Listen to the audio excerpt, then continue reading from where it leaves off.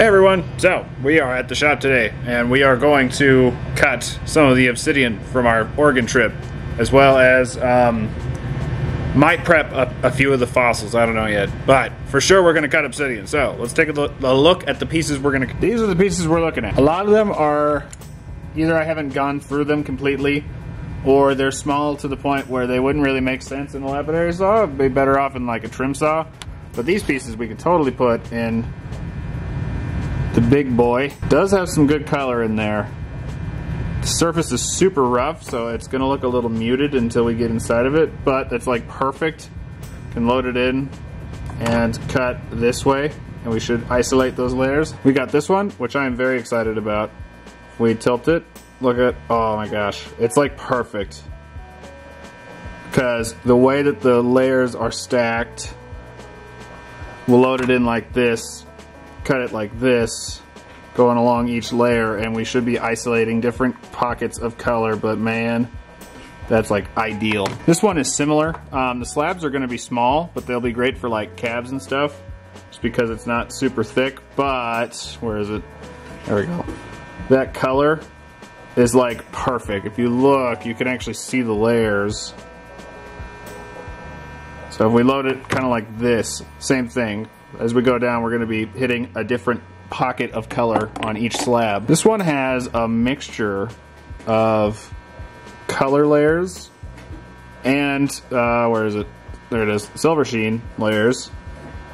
So I'm thinking if we come in, cut it like that, that should give us some good results. And then lastly was our biggest one, which was this, which has some amazing silver sheen.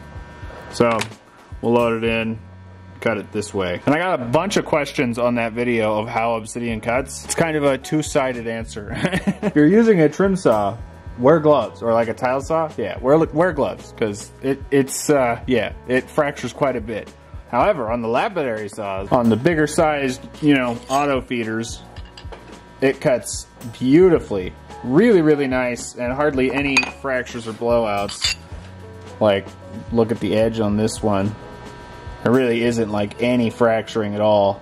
Very clean cuts. So yeah, we should be able to get some really, really nice slabs out of that. So I think we're gonna start with this one right here. See what we can, you know, extract from it. And speaking of extracting, while these are cutting, we are gonna take these, which is some of our fossils from the beach, and we're gonna prep them. So we got this one. This one's pretty much already ready to go. That side's bone, little cap of matrix, so we'll probably start with that one. This one's awesome because we've got a clam on top. If you look, the clam is actually there on the bottom as well, so you might excavate that one.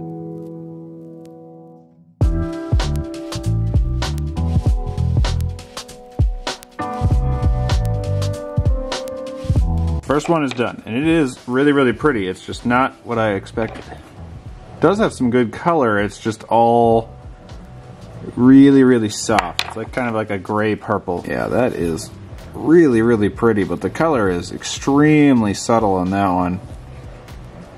Nonetheless, I'm quite happy with it. That will make some pretty cabochons, I bet. Also, we finished our first fossil, which is this piece of bone right here. Fortunately, it was extremely fractured underneath that top layer, but it's still super nice. It's like really agate-y almost. So I'm thinking, since this side ended up being kind of fractured and not the best, we're gonna, I think, polish each end because of how much chalcedony is inside of that bone mesh. How pretty is that? I think we're gonna do this one next. We're gonna get way more slabs out of this rock, but they're probably all gonna be pretty little. And again, the flash plane is like right here. So we can just load it in and go all the way down. And in the meantime, I'm gonna get to work on that little clam.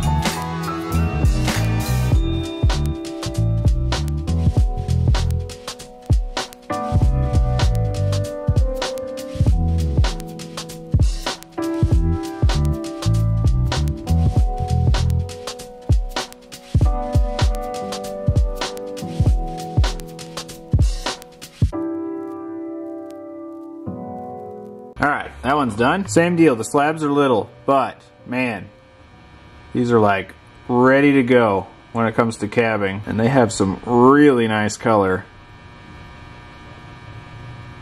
Look at the greens and purples in there. Fortunately, I didn't hit the perfect angle just because of the shape of the rock. I couldn't really load it in a way where I could get it the best, but man, that is still really nice. I have a feeling we're going to get some really pretty cabs out of these.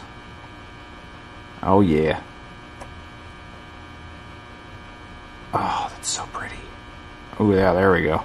Look at all that color. Oh, I love it. Look at that. It's like a full rainbow spectrum. We've got blue fading into green, fading into orange, fading into red, then purple. That's awesome. Oh, I love it. It makes me so happy. I've always loved this stuff, but knowing that I found it myself makes me that much happier. And then here is the rest of the rock. We can probably cut the rest of it at some point. Try to, you know, get a better angle on it. And speaking of things being done, I finished the shell fossils. This was the top. Remember there was just that little bit poking out right there? Well, pretty much uncovered the whole thing. I was afraid to go too deep because the matrix was getting really hard and sticky. I didn't want this other half that I didn't even know was there to pop off. It's really weathered, not really great defined because it was on the outside. But I'm thinking this part right here where the matrix got really sticky, I might come back with the air abrasion just to get down to the shell on that part. But how cool is that? Both halves still together. That is so cool. It prepped really, really nicely, actually. Pretty happy with that one. I think we're going to do this one next, and I'm honestly not sure yet what way we want to cut it. Knocked some chunks off the back so I could expose some color, and it looks like there is some nice green, if I can get it to show. There's some good greens right in this area. You're just not going to cooperate, are you? Well, trust me. Anyway, but I don't know what plane we want to cut on, because it looks like on this side, it looks like the layers, you can actually see them right there. Yeah, see that? So we want to try to cut as parallel to that as we can. Okay, next one is done. So here I am actually showing these so that I can demonstrate kind of how to find the best angle. You do your first cut, and it's not looking the way you kind of want it to do. So cut first really, really, really shallow. Focus, there we go. Then we unclamp the rock, not enough to take it out, but just enough so that it can move. We tilt it in the right direction. Now you can see getting a little better on that one. Tilt it one more time. See, and then they're getting better. Each one is showing a little more color. And yeah, once you're happy with it, you just kind of like do a little shave, super thin shave, to get it to where you want it. And then once you're satisfied, you can come in and start doing the bigger slabs. One of the reasons this one was so hard to chase the layers though was because the layers weren't flat like the others. They were actually wavy. So we were coming down and, you know, above the layers. This one's cool. So we've got Borealis. That's where all that color is coming from. That's the Borealis. But intermingled throughout the whole thing is silver sheen. Isn't that beautiful? There really is some pretty color in these. I think the other side was the better side. That is stunning, and I love it. All the little sparkles throughout the whole thing. Really, really pretty. It's amazing how clear it is, though. The other ones have been way darker than this one. And we have this entire chunk, which I can either cut down to make more slabs, because there's still quite a bit of thickness there, or I can spall it and nap it at a later date. Alright, I think next we're going to do this one right here. On the surface, it just kind of looks drab, and then you tilt it, and all that color starts to show up, which means this should be a perfect one for the clamp, because we can just clamp it like that, cut this way, and we'll be hitting all of those layers. But while that one's cutting, I think I'm going to try to polish this one right here. Get closer. This is a beautiful chunk of green sheen, and I'm really happy that I found this one because it's really, really pretty.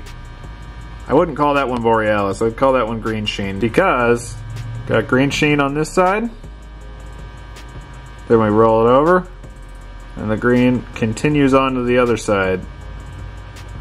So I think I'm going to polish this face I have a track record of not being great at polishing obsidian, but I got some tips from the master Kyle, so, you know, obsidian master. So I'm hoping it'll go a little better this time. I think I'm going to polish this side.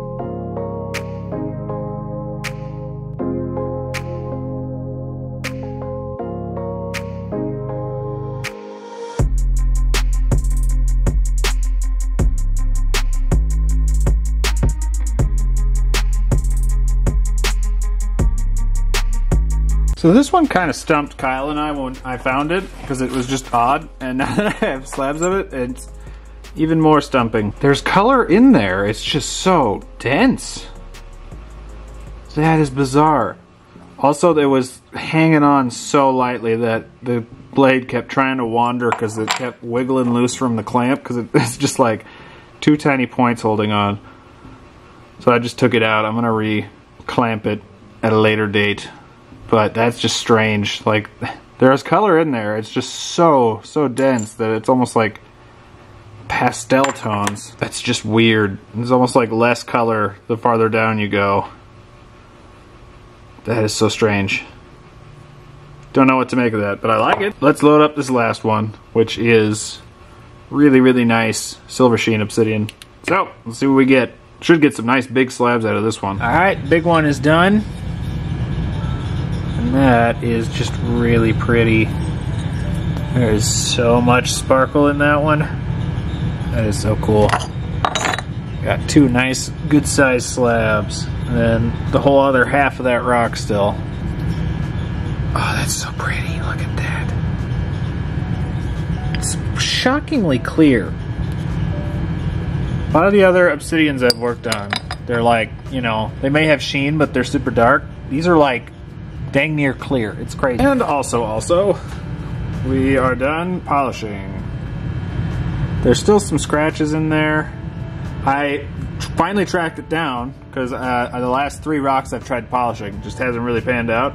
I found it. There's a contamination on my 600. So I need to get a new one, in other words. That is so pretty though. Figured I'd go up all the way anyway, even though I knew I have to go back. There we go. I was trying to find the right angle. No, stay in focus. There we go. Some of these aren't actually scratches. You can see there's like little flecks of silver sheen inside of there. Though it is still got... Definitely have to go back and redo this one. Ah, obsidian. Even when you cooperate, there's just some force in the universe that does not want me to polish you. If it's not me being unable to polish obsidian, it's something, you know, beyond my control, like a contaminated plate. The universe just does not want me to work with obsidian. But man, I'm determined. Look how pretty that is. Love it, love it, love it. Alright, I've decided we're going to do 2 more things. One, we're going to cut this one. This was probably my nicest one out of all of them. And you can plainly see why. There's so much rich color in this one. That's so nice. Try and figure out the best way to cut it. It's kind of like straight on, kind of tilted on this face. On this face, it's literally just head on. So I might try clamping it like that, so we can just maybe shave one. I don't know. You know, I want to cut it this way, but we won't get anything good if we do that. Might just cut it in half, honestly. Let me think for a moment. Alright, I made up my mind. I think if we can angle it just right, calm down there, slab, we might be able to get a thin heel in one slab, and then I can leave this face to potentially polish later. But yeah, I think I gotta cut it.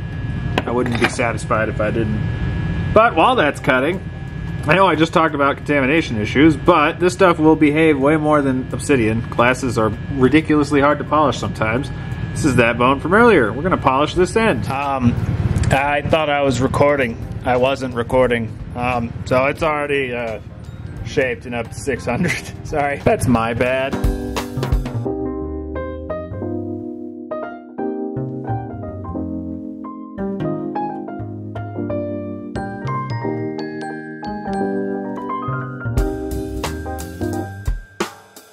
Alrighty, well, I was told these polish like crazy fast, and yeah, they definitely do. That polished super quick and really, really nice. Trying to get my camera to behave because it doesn't look like it on the camera, but it actually undercut a lot, which normally isn't the best, but in this case it's kind of perfect because it really highlights that bone, the marrow texture. You know what, one sec. Yeah, you can really see the texture now. It like perfectly highlighted the bone structure. That's so cool. You can really see it. It's just all chalcedony inside of that mesh. That is so cool. Look at that. I love it. It's a bone that glows. Seeing that, not today, but seeing that, I kind of want to go and polish the other side now because it's more of the same. So, man, that is so cool. I love that. Well, I was on the fence about polishing some of my other bones that I got, but I think I might have to do the lower end ones. That's so pretty. And last but not least, we have our beautiful chunk of Borealis. That's not even with any strong light on it. Oh my goodness. All right, there we go. Look at how pretty that is.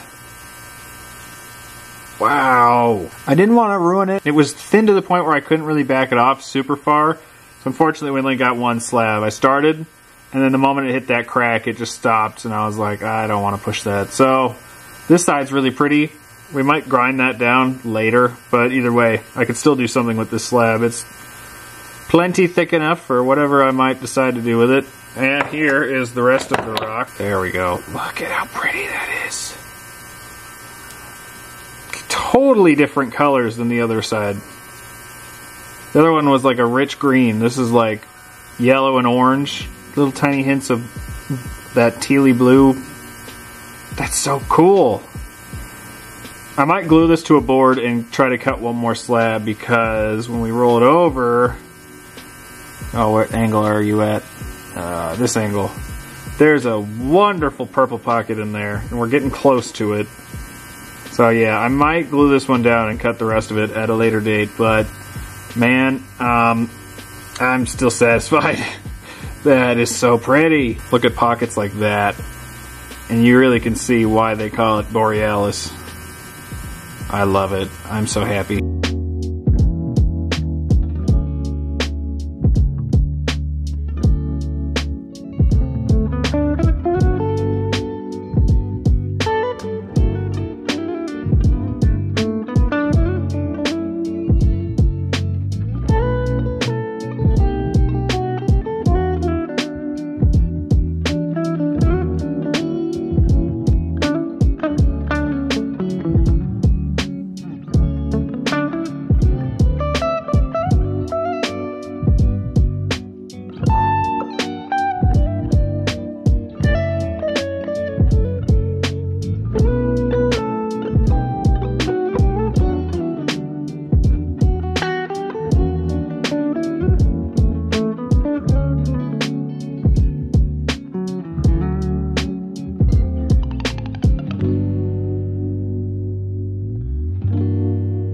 Alright guys, that's going to do it for this one. You may have noticed that we didn't do anything with sunstones, nor did we touch this vertebrae. Yeah, that's because both of these are going to be time consuming enough to warrant being their own videos. On this vertebrae, I want to do a full extraction, which means we have like dozens of hours of prep and then literal weeks of dissolving to go before we can actually, you know, completely extract this vertebrae. So this is going to be like a several month undertaking, and obviously that can't just fit into a different video. Let me know which one was your favorite. Probably the last one we cut for me. That's gonna have such nice color, especially when I can get it onto a board and cut it one more time, get closer to that purple pocket. It's gonna be so nice. I have much more obsidian to go through, so expect to see it again. It'll probably be popping up periodically. But yeah, I think that's gonna do it for this one. I hope you all enjoyed, and I'll see you next time.